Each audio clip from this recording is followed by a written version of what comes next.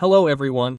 Did you know that your smartphones have two well-hidden sliders that constantly download ads to your smartphone? And you don't even know where they are hidden. They constantly use your mobile internet, your Wi-Fi to download various recommendations and ads. And, of course, your traffic is wasted.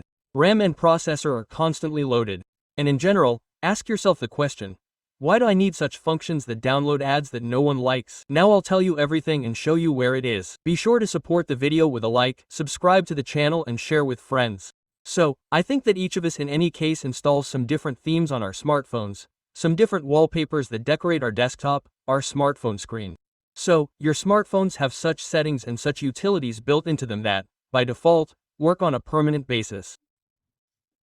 Look, if I press my finger on the screen, here I can go to this picture, then click on this smiley, here click on the settings, and you will have two sliders here. The first is to receive advertising on your smartphone. Of course, we take it, turn it off. Well, and we also turn off personal recommendations. This applies to advertising.